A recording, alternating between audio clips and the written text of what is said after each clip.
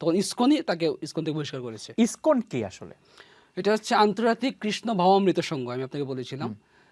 সেটা হচ্ছে, যেটা আমি শুরুতেই বললাম, যে 1966 সালে শ্রী প্রভুপাদ নামে এক ভদ্রলোক, যিনি ভারতের ভদ্রলোক, উনি 70 বছর বয়সে তখন উনি আমেরিকাতে যান।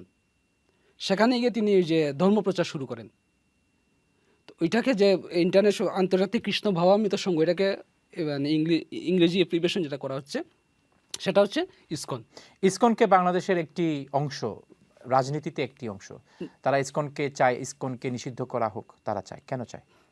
এবং এটা তো যারা চায় তারা বলতে পারে। এখন ইসকন কোনো রাজনৈতিক দল না। প্রথমত আমি যতটুকু এই যে সনাতন ধর্মাবলী মিশে আমার যতটুকু ধারণা, আমি যতটুকু জানি, রাজনীতির সাথে তাদের কোনো ধরনের কোনো সম্পৃক্ততা নাই।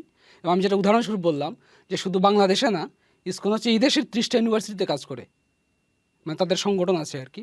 এবং ওয়ার্ল্ড ফুডের সবচেয়ে বৃহৎ মানে তাদের আশ্রম।